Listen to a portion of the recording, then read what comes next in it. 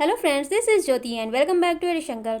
आज हम इस सेशन में UP plus CPET 2022 test series संख्या 4 पर डिस्कस करेंगे। इस सेशन में प्राचीन धार्मिक आंदोलन जैसे बौद्ध धर्म और जैन धर्म का उदय कैसे होता है, इसके बारे में जानेंगे और समझेंगे। तो चलिए स्टार्ट करते हैं आज का सेशन। तो ये रहा भारत, जहाँ से जैन धर्म और बौद्ध धर्म का उदय होता है। तो 600 ईसा पूर्व में प्राचीन जो वैश्विक स्तर पर 600 ईसा पूर्व की कहानी है। तो वैश्विक स्तर पर जो प्राचीन धार्मिक मान्यताएं चली आ रही थी, तो उन्हें कई लोगों के द्वारा टक्कर दिया जा रहा था, उन्हें चुनौती दी जा रही थी। जैसे कि चीन में कन्फ्यूशियस के द्वारा, ईरान में जरथुस्ट्र के द्वारा और यूनान में पाइथागोरस के द्वारा। तो इन लोगों के द्वारा इनमें कुछ आमूलचूल परिवर्तन किया जा रहा था या फिर नए नए धर्मों का विकास किया जा रहा था। भारत में भी इससे संबंधित कुछ घटनाएं घटी। महावीर स्वामी और बुद्ध के द्वारा जैन धर्म और बौद्ध धर्म का प्रारंभ किया जाता है। तो जैन धर्म की अगर बात की जाए कि जैन धर्म की स्टार्टिंग किसके द्वारा की जाती है, इसके संस्थापक कौन है, तो एक व्यक्ति हैं ऋषभदेव। इन्हें प्रथम तीर्थंकर भी बोला जाता है। तो इन्होंने जैन धर्म की स्थापना की। अगर वास्तविक की बात की जाए कि वास्तविक कौन है, ये तो संस्थापक के रूप में जाने जाते हैं, लेकिन अगर वास्तविक की बात की जाए तो महावीर स्वामी, जो कि 24वें तीर्थंकर हैं। ये 24वें तीर्थंकर हैं। और 23वें कौन है? पार्श्वनाथ। तो ऋषभदेव जो हैं, इन्होंने जैन धर्म की स्थापना की। और ऐसे बौद्ध धर्म की बात की जाए तो बौद्ध धर्म के संस्थापक कौन है? महावीर स्वामी जी, यही हैं। जैन धर्म और बौद्ध धर्म से संबंधित मान्यताओं की बात कर ली जाए कि इन लोगों की मान्यताएं क्या थी, तो जो जैन धर्म है, ये लोग अहिंसा पर विशेष बल देते थे। ये लोग हिंसा को जरा भी मानते नहीं थे। यहाँ तक कि खेती, जैन धर्म के द्वारा कृषि को भी निषेध किया गया है। खेती वगैरह ये लोग नहीं करते थे, क्योंकि जब खेती की जुताई की जाती है तो उससे कई सारे छोटे छोटे जीव जंतुओं की मृत्यु हो जाती है। और इन लोगों में अगर मृत्यु हुई तो वो हिंसा हो गई। तो हिंसा को ये लोग अवैध मानते हैं। ऐसे ही ये लोग पुनर्जन्म और कर्मवाद में विश्वास रखते हैं। पुनर्जन्म और कर्मवाद तथा ये लोग वर्ण व्यवस्था चली आ रही थी कि क्षत्रिय, वैश्य और शूद्र, ये सब ब्राह्मण, तो इन सब चीज़ों की ये लोग निंदा करते थे। ऐसे ही अगर बौद्ध धर्म की बात की जाए कि बौद्ध धर्म से संबंधित क्या मान्यताएं रही होंगी, तो ये लोग कर्मवादी थे, यानी कि ये लोग खेती वेती कर सकते थे, इनको कोई टेंशन नहीं थी। अहिंसा को मानते थे, लेकिन इतना ज़्यादा नहीं, थोड़ा बहुत नॉर्मल खेती कर सकते थे। और ये पुनर्जन्म में विश्वास करते थे। पुनर्जन्म में इनके में तो पुनर्जन्म से संबंधित एक वो भी है, जातक कथाएं हैं। तो ये लोग पुनर्जन्म में विश्वास करते थे। इसके साथ साथ महात्मा बुद्ध ने एक बात बोली थी कि विश्व जो है दुख से भरा हुआ है, चारों तरफ विश्व में दुख ही दुख है। अगर इससे छुटकारा पाना है तो लोगों को अष्टांगिक मार्ग को अपनाना पड़ेगा। तो ये रही थोड़ा सा ओवरव्यू जैन धर्म बौद्ध धर्म पर संबंधित क्वेश्चन को देख लेते हैं। फर्स्ट क्वेश्चन, महावीर की मृत्यु के बाद जैन संघ का अगला अध्यक्ष कौन हुआ? तो ऑप्शन गोशाल, मल्लिनाथ, सुधर्मन, वज्रस्वामी। सही आंसर सी, सुधर्मन। तो सुधर्मन, जब महावीर स्वामी की मृत्यु हो जाती है तो सिर्फ सुधर्मन ही एक व्यक्ति बचते हैं जो जैन संघ के अध्यक्ष रहते हैं। तो जैन धर्म के संस्थापक कौन है?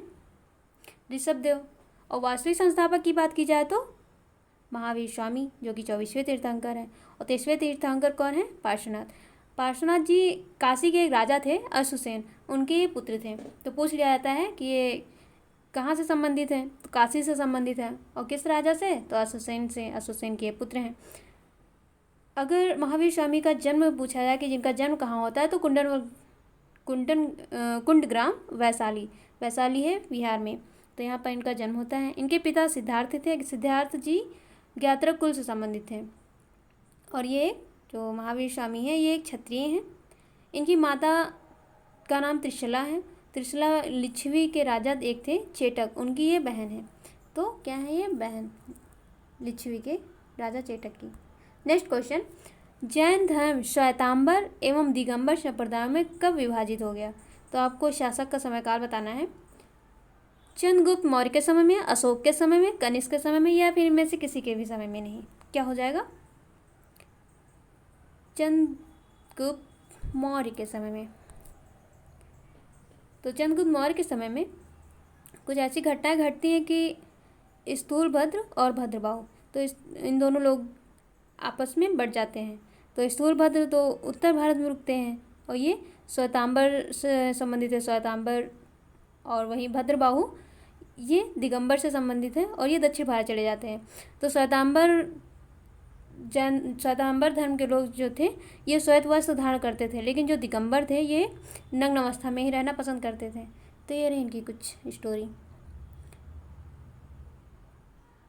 अगर स्थूलभद्र से संबंधित एक इम्पॉर्टेंट चीज़ समझनी हो तो स्थूलभद्र ही ऐसे व्यक्ति हैं जिन्होंने जैन धर्म की जो प्रथम संगीत हुई थी उसकी अध्यक्षता किए थे। तो जो उत्तर भारत में रुकेगा वही जैन धर्म की अध्यक्षता करेगा, क्योंकि जैन धर्म कहाँ पर है? मुख्य रूप से अभी भी उत्तर भारत में इसका विकास हो रहा है। और भद्रबाहु अभी नए नए गए हैं दक्षिण भारत, तो अभी इतना तो वहाँ पर फैलाव होगा नहीं कि हर तीसरे व्यक्ति को जैन धर्म के बारे में मालूम हो। तो कौन कर रहा है पहले संगीत की अध्यक्षता? स्थूलभद्र। अब भद्रबाहु दक्षिण में गए हैं, तो भद्रबाहु के पीछे पीछे चंद्रगुप्त मौर्य चले जाते हैं दक्षिण भारत।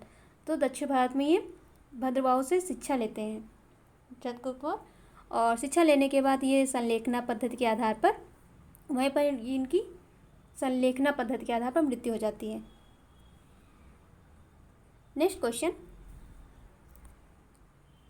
किस जैन रचना में 16 महाजनपदों का उल्लेख मिलता है? तो आपको जैन रचना के अंतर्गत बताना है वह रचना कौन सी है। भगवती सूत्र, आगंतुक निकाय, अचरांग सूत्र, पिटक। तो क्या हो जाएगा? भगवती सूत्र, ए ऑप्शन। भगवती सूत्र एक जैन ग्रंथ है, तो इसमें 16 महाजनपदों के बारे में बताया गया है। वहीं आगंतुक निकाय ये बौद्ध धर्म से संबंधित है, तो इसमें भी 16 महाजनपदों के बारे में बताया गया है, लेकिन याद रखने वाला है कि कौन जैन धर्म से संबंधित है और कौन बौद्ध धर्म से संबंधित है। नेक्स्ट, अनेकांतवाद निम्नलिखित में से किसका क्रोध सिद्धांत एवं दर्शन है? यानी कि केंद्रीय सिद्धांत या फिर दर्शन है। तो क्या हो जाएगा? बौद्ध मत, जैन मत, सिख मत या और वैष्णव मत। सही आंसर जैन मत। तो जैन मत से संबंधित है। इसके अलावा सप्तभंगी ज्ञान और शाद्वाद ये भी जैन मत से ही संबंधित है। नेक्स्ट क्वेश्चन है, जातक किसका ग्रंथ है? वैष्णव का, जैन का, बौद्ध का या फिर शैव का? तो सही ऑप्शन बौद्ध धर्म का, सी ऑप्शन बौद्ध धर्म।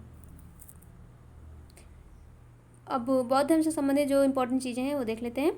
तो बौद्ध धर्म में गौतम बुद्ध का जन्म कहाँ होता है? कपिलवस्तु के लुम्बिनी में, और ये कपिलवस्तु है कहाँ? नेपाल में। वर्तमान में नेपाल में पड़ता है कपिलवस्तु। और महात्मा बुद्ध के पिता की बात करें तो इनके पिताजी का नाम क्या था? शुद्धोधन। शुद्धोधन साक्यगढ़ के मुखिया थे। तो साक्यगढ़ से संबंधित होने के कारण ही महात्मा बुद्ध को शाक्य मुनि भी बोला जाता है। शाक्य मुनि पूछा भी जाता है कि शाक्य मुनि किससे संबंधित है? महावीर स्वामी या फिर गौतम बुद्ध। तो ऐसे ही 4 ऑप्शन मिल जाएंगे। तो आंसर क्या होगा? गौतम बुद्ध। और इनकी माता महामाया थी और मौसी प्रजापति गौतमी। और इनकी पत्नी यशोधरा, पुत्र राहुल थे। और इन्होंने जब गृह त्याग किया तो गृह त्याग को बौद्ध धर्म में महाविनिष्क्रमण के नाम से जाना जाता है। और जब इन्होंने पहला उपदेश दिया तो उसे धर्मचक्र प्रवर्तन के नाम से जाना जाता है। पहला उपदेश इन्होंने कहाँ दिया था? सारनाथ में। सारनाथ कहाँ पड़ता है? वाराणसी। वाराणसी में इन्होंने अपना प्रथम उपदेश दिया था। जब ये गृह त्याग करते हैं तो गृह त्याग को एक प्रतीक के रूप में जाना जाता है जिसे कहते हैं घोड़ा, क्योंकि ये घोड़ा से घर से निकले थे, तो प्रतीक क्या रख दिया गया? घोड़ा। नेक्स्ट क्वेश्चन,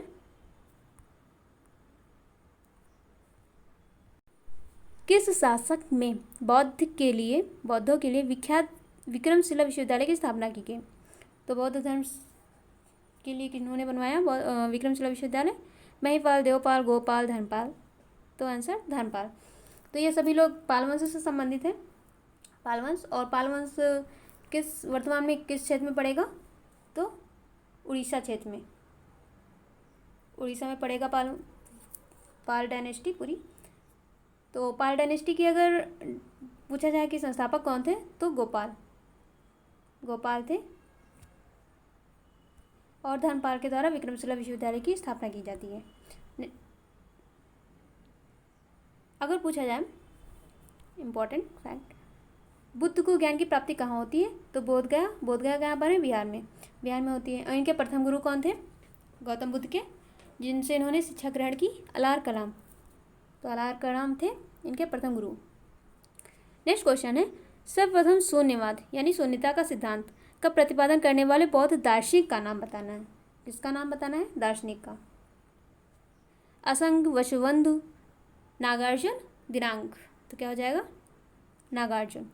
नागार्जुन ने ही शून्यवाद या फिर शून्यता का सिद्धांत दिया था, और ये बौद्ध दार्शनिक थे। किसे एशिया की रोशनी या फिर द लाइट ऑफ एशिया कहा जाता है? महात्मा गांधी को, गौतम बुद्ध को, माओ सेतुंग को, या फिर अकबर को? आंसर गौतम बुद्ध को द लाइट ऑफ एशिया के नाम से जाना जाता है। और इन्होंने जब गृह त्याग किया तो उसका प्रतीक क्या था? घोड़ा। और महात्मा बुद्ध के द्वारा अपने धर्म में दीक्षित किया जाने वाला अंतिम व्यक्ति कौन है? तो इन्होंने जो बौद्ध धर्म में अंतिम व्यक्ति को दीक्षित किया था, तो उनका नाम है सुबुद्ध। और इनके सबसे प्रिय शिष्य कौन है? आनंद जी। तो एक क्वेश्चन पूछा जाता है कि आनंद जी के कहने पर, ये जो सबसे प्रिय हैं, इनके कहने पर ही इन्होंने वैशाली कहाँ है? बिहार में। तो वैशाली में अपनी प्रजापति गौतमी जी को, यानी कि अपनी मौसी को इन्होंने शिक्षा दी थी, बौद्ध धर्म की मौसी। नेक्स्ट क्वेश्चन, भगवान महावीर के प्रथम शिष्य कौन है? महावीर जैन धर्म से बताना है। जैन धर्म के अंतर्गत महावीर। जमाली, योसुद, विपिन, प्रभास। तो सही ऑप्शन जमाली। तो ये जमाली कौन है? इनकी जो पुत्री थी प्रियदर्शी अड़ोजिया, तो इनके ये पति हैं जमाली, यानी कि इनके दामाद। तो महावीर स्वामी की ये दामाद है जमाली जी। लास्ट क्वेश्चन, प्रथम बौद्ध संगीत की अध्यक्षता किसने की थी? महाकश्यप ने, सब्बकामी ने, मोगलपुत्तिशी ने, या फिर वसुमित्र ने? तो कौन हो जाएगा? फर्स्ट ऑप्शन महाकश्यप के द्वारा बौद्ध संगीत की अध्यक्षता की जाती है। तो प्रथम जो बौद्ध संगीत होती है वो महाकश्यप के द्वारा की जाती है। फिर दूसरी संगीत किसके द्वारा की जाती है? सब्बकामी। ये कालाशोक के समय में संबंधित है, कालाशोक के काल से। और तृतीय बौद्ध संगीत ही मोगलपुत्तिशी के द्वारा की जाती है, और ये अशोक के शासनकाल में है। चौथी बौद्ध संगीत वसुमित्र के द्वारा की जाती है, और ये कनिष्क के शासनकाल में, यानी कि कुषाण वंश। तो फ्रेंड्स, ये रही आज की पीईटी टेस्ट सीरीज। वीडियो पसंद आए तो वीडियो को लाइक, शेयर, सब्सक्राइब जरूर करें। आपको इसकी पीडीएफ टेलीग्राम चैनल पर मिल जाएगी, इसकी लिंक और डिस्क्रिप्शन बॉक्स में दे दी जाएगी। मिलते हैं नेक्स्ट वीडियो में, तब तक के लिए जय हिंद।